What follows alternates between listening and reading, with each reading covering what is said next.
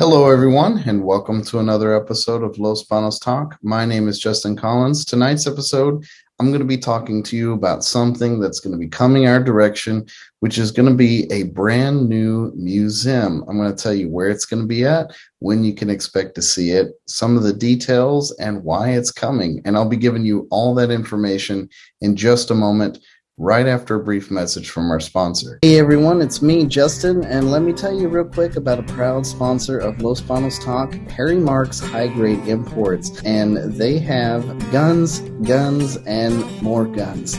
They have about every make and manufacturer you'd want and ammo for their customers. If you buy your gun here, they'll make sure you have ammo for it. But if you bought your gun elsewhere, well, then I guess you can find your ammo elsewhere as well. Harry Marks deals with high-quality imported firearms, so they have brands such as Stoeger, Benelli, Weatherby, Glock, HK, Smith & Wesson, Browning, Ruger, Savage, and more. Harry Marks High-Grade Imports. Drive a little, save a lot. And we're back. Thanks for watching. So once again, folks, like I said, we're going to be getting a brand new museum. So, of course, you probably know the Milliken Museum over there on Pacheco Park. Well, this museum is very small, and it has a lot of archives practically spilling over and a lot of things in storage that could be on display, but the area is not big enough. And so there is a project underway which is going to give us a nice, larger two-story museum.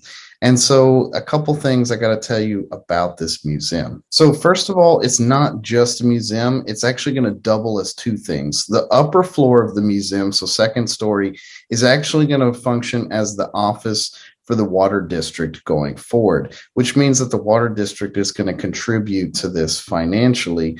And it also, like County Supervisor Scott Silvera said, this will attract dignitaries and high-level public officials like senators, congressmen, etc., to come and meet at this building, and it makes his job easier to try to win us dollars from the national and state level. So that is one of the nice bright sides about this, but the upper floor is going to be used for that kind of thing. So think conference and water district. This project has actually been in the years in development, and Scott Silvera, back when he was the city council member, and former mayor Mike Vialta were actually on the committee that talked about this project years ago.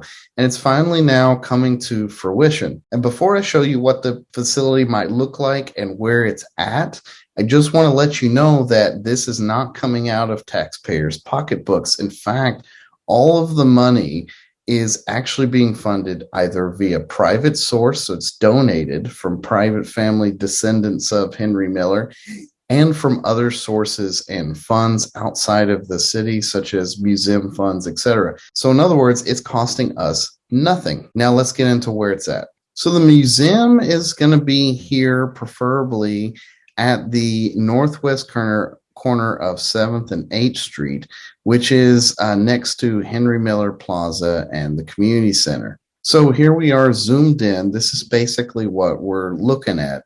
It's right here next to Henry Miller Plaza, tied in, and then here's the community center, basically making this like a large campus. Now, another cool thing about it is that right here where my screen kind of cuts it off is a place for overflow parking, and they actually preferred this place up here to the left as the overflow parking, but basically this would create more parking downtown. Additionally, if you notice here, it's got 40 spaces for parking. It has a drop-off location, and trees would be added. So that area that's just right now currently dirt would now be a large, beautiful museum. In addition to this, it's 10,000 square foot. It ties in with the rail trail, and it would have landscaping as well. Now, I'm sure the next question on your mind is, well, how long is this going to take? Well, the council unanimously voted to give them direction to proceed with the project and to continue looking into it.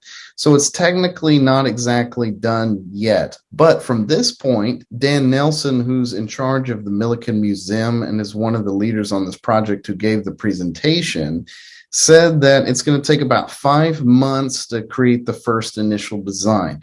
Then that at some point has to be approved. This land is a parcel that is currently owned by the city. Then there has to be an RFP process. People get to bid on constructing the project. And then, of course, it has to be constructed. Needless to say, it's going to take a few years, maybe like 3 to 4. It seems like they're trying to go fast and get it done. So I think that's a reasonable estimate. But that's the time frame that we're generally looking at. Did you find this information useful? Do you like knowing what's going on in your city before it happens? Well, if you like this information and local news, then you need to subscribe to LosBanosTalk.com. You don't have to be reliant anymore on the Facebook algorithm or Instagram newsfeed. You can get all of your information directly sent to your email address by simply subscribing to LosBanosTalk.com. Once again, my name is Justin Collins, and I hope you have a wonderful rest of your day.